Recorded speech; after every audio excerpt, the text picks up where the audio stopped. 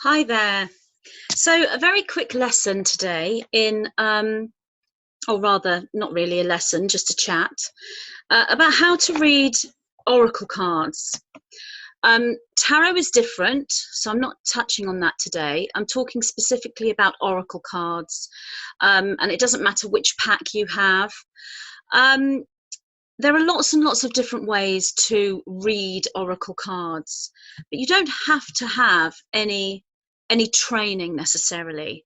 You don't even need to have any spiritual awareness or any psychic ability or clairvoyance to actually work with oracle cards. Oracle cards work with synchronicity. So the energy of synchronicity is going to work regardless of your clairvoyant ability. However, if you are clairvoyant and psychic and intuitive and empathic, then obviously you reading oracle cards, that's going to be a great help, and you are literally using the card as a tool. So let's start first of all with someone who has or who perceives themselves to have no psychic awareness, no clairvoyance, no empathy. I mean, everybody has these things, but let's just say we have someone who doesn't perceive that they have any of these abilities, if you like, but they still want to learn to read an oracle card. So there are ways that this can be done. So I've got a deck here. This is the Fairy Tarot deck from Doreen Virtue and Radley Valentine. I know that Doreen Virtue doesn't necessarily support oracle cards anymore in the same way she did, but that does not take away from the energy created within them, because they are a tool that works with you, regardless of your psychic ability. So I'm going to just shuffle these cards. So I'm going to work as if you are someone who does not perceive yourself to have any psychic ability. So what you would do, let's say you're with somebody who asks you a question. So say that question is, am I ever going to meet someone and fall in love? Say we've got a girl asking the question and her name is, say, Helen. So Helen has just asked me, am I ever going to meet someone and fall in love? So we are going to use the card as a response to that question. So cut the pack. I'm going to pick the fourth card here. You can just choose a number between 1 and, I go for between 1 and 9, but you can choose a number between 1 and 5 or 1 and 30.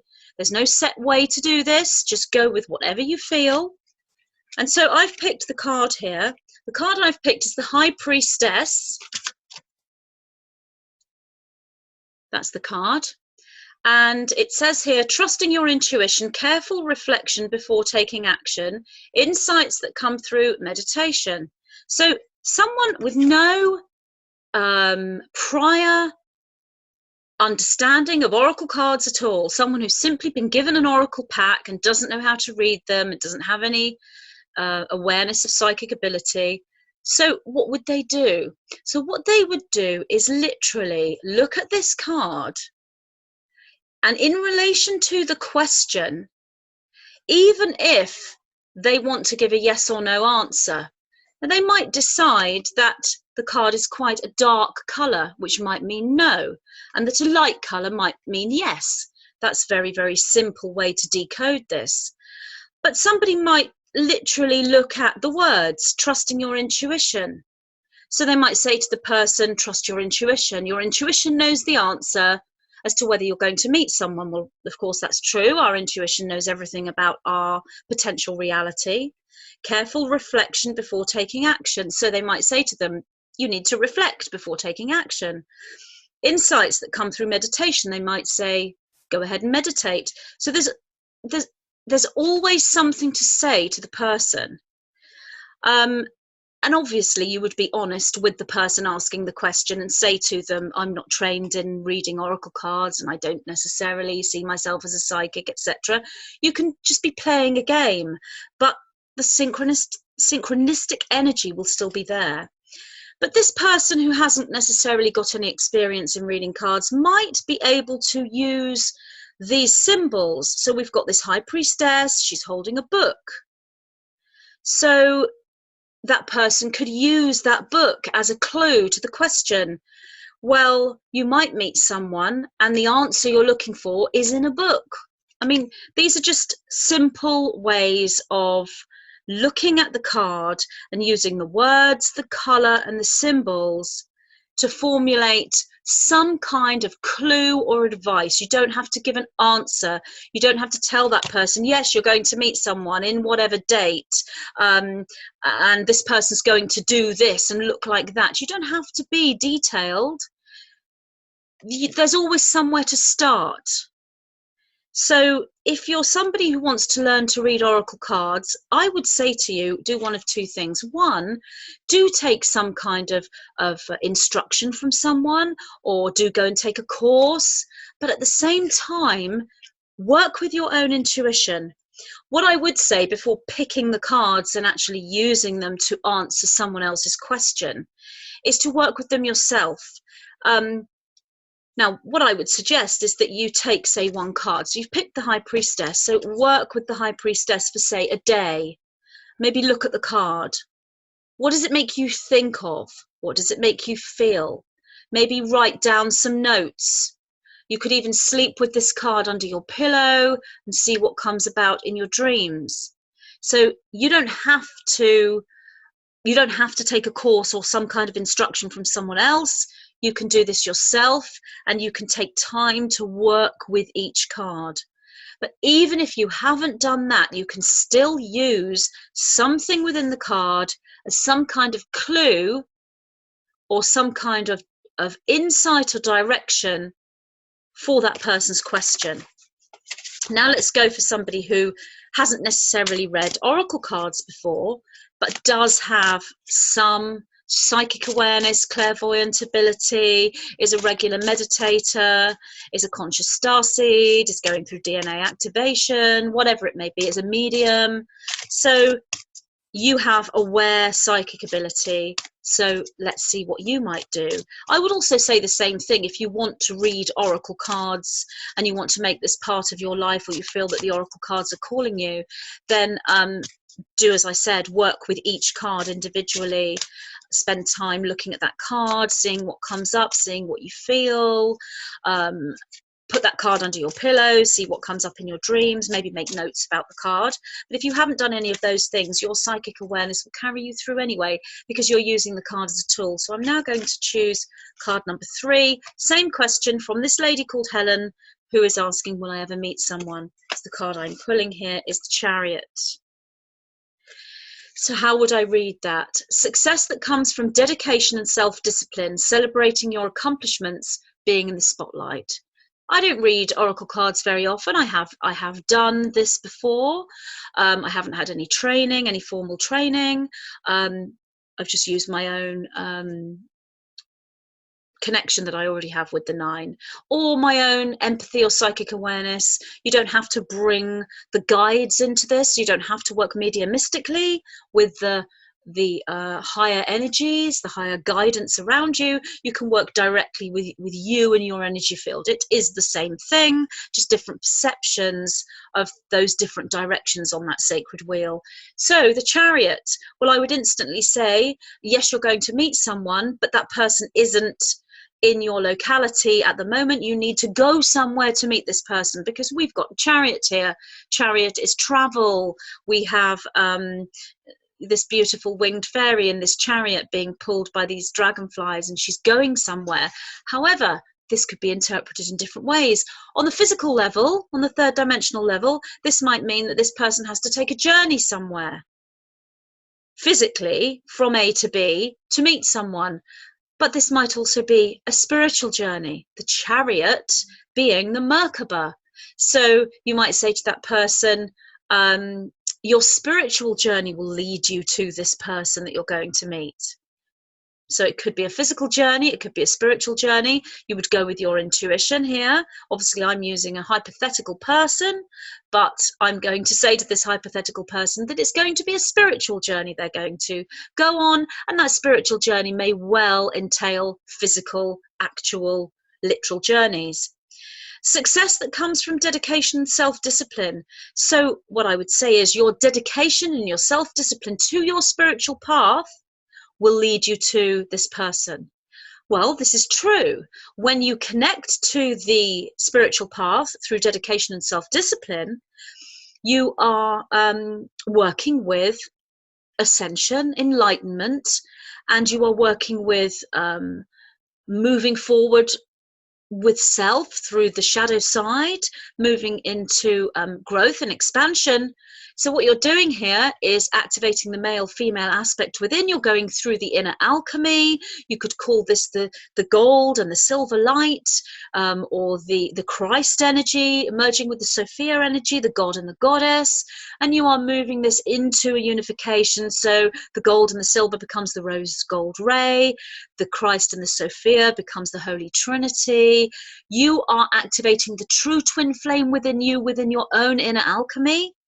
And the success is the inner alchemy and the unity that comes from the separation.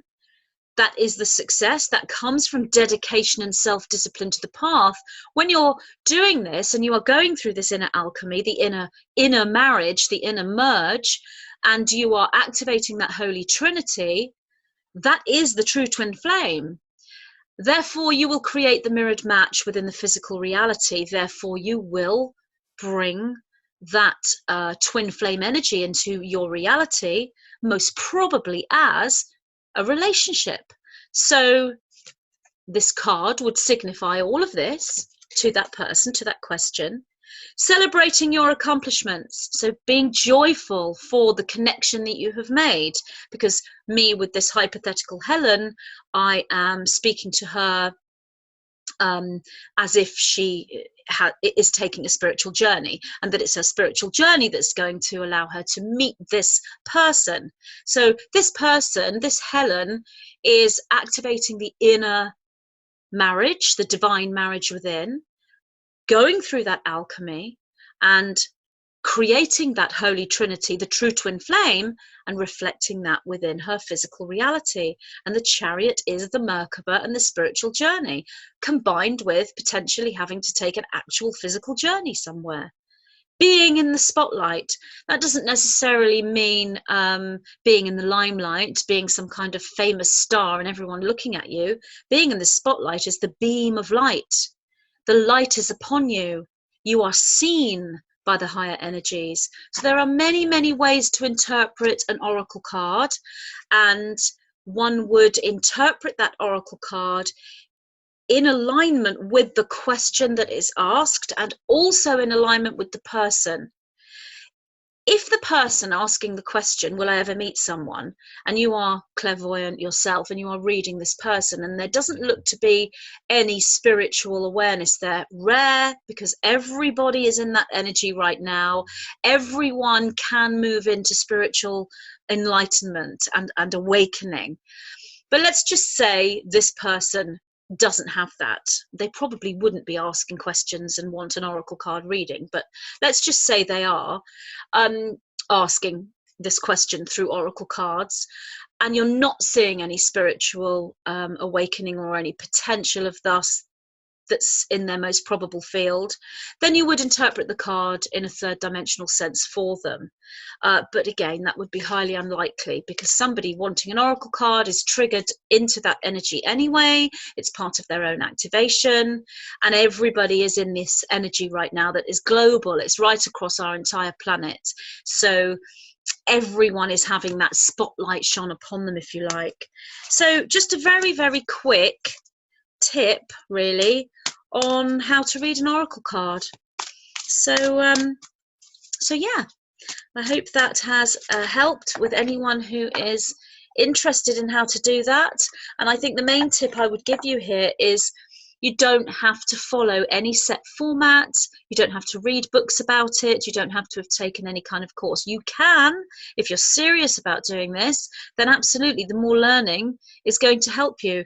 But you can absolutely trust your ability to decode symbol and color and words and use them as some kind of clue or guidance in alignment with a question that's asked, or you can go with full intuition and use those symbols as tools to completely decode a scenario for someone based on a question that they have asked. You can look at their most probable timeline and their spiritual journey and read them and the cards simultaneously. Obviously, I don't have someone here, so I'm just going with what the card says, and I'm looking at a hypothetical person.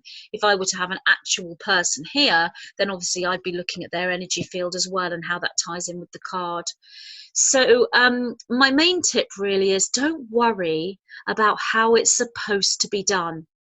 Trust that you can use these cards as tools in your unique way, and just trust that what you are picking up and what you are feeling is worth something to that person who's asked a question. It doesn't have to be right. It doesn't have to be right. And I think a lot of people worry that, oh, if I say something, it's going to be wrong. Relax and know that your information and your ability to decode the symbols in an oracle card is valuable, even if it's just one word, one sentence. So that's the key really, is relax into it. Don't worry about how it's supposed to be done. Do it the way your heart is telling you to do it. And if you want to actually take lessons as well, then see that as a backup, not necessarily as the teaching, because the teaching is in your heart and is in your ability to connect with the symbols in the card and with the question that the person has asked you and with that person's energy. Okay, so hope that has been helpful, and thank you very much for listening, and I will see you again. Bye.